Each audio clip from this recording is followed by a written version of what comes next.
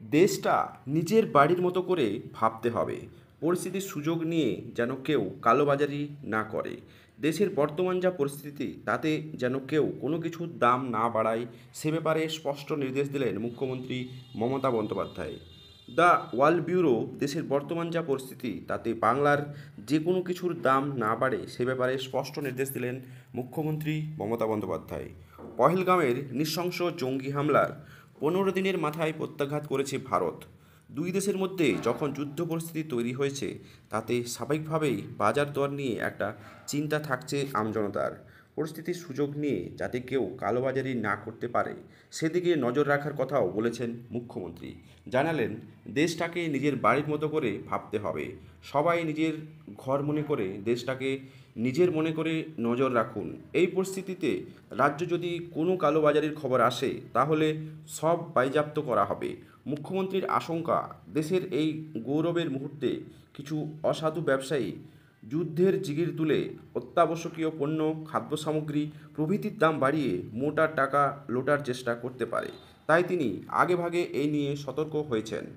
যে কারণে বৃহস্পতিবার একটি বৈঠক ডেকেছিলেন মমতা। সেই বৈঠক থেকে তিনি স্পষ্ট করে দিলেন যাতে বাংলার ফসল, আনাজ, মাছ মাংসের দাম না বাড়ে। ইতিমধ্যেই অপারেশন সিঁদুরের জন্য ভারতীয় সশস্ত্র বাহিনীগুলিকে অভিনন্দন জানিয়েছেন মমতা বন্দ্যোপাধ্যায়। জানিয়েছে রাজ্য সরকারের এই সময়ে সব রকমভাবে কেন্দ্রীয় সরকারের পাশে থাকবে।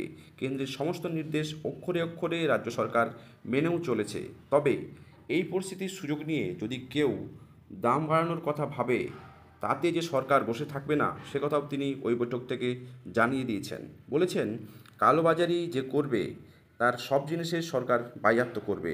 বাজার দর খতিয়ে দেখতে কড়া নজরদারির কথাও বলেছেন মমতা। তবে অভিযানের নামে যদি কেউ টাকা তোলার চেষ্টা করে সেক্ষেত্রে যে ফল ভালো হবে না তাও পরিষ্কার করে জানিয়ে দিয়েছেন রাজ্যের প্রশাসনিক প্রধান। অতীতেও বহুবার খাদ্যপণ্যের দাম হ্রাস টানতে টাস্কফোর্স গঠন করেছেন। আচমকা অভিযানের নির্দেশ দেওয়ায় সহ নানানবিধ পদক্ষেপ করেছেন মমতা বন্দ্যোপাধ্যায়। সেই রকম রাজ্য পুলিশের ডিজি রাজীব কুমারকে এবারের পরিস্থিতি তদারকির দায়িত্ব তিনি দিয়েছেন। নির্দেশ দিয়েছেন যাতে সীমান্ত দিয়ে এই সুযোগে কোনো জিনিস বাইরে না চলে যায় সেটাও কিন্তু খেয়াল রাখতে হবে।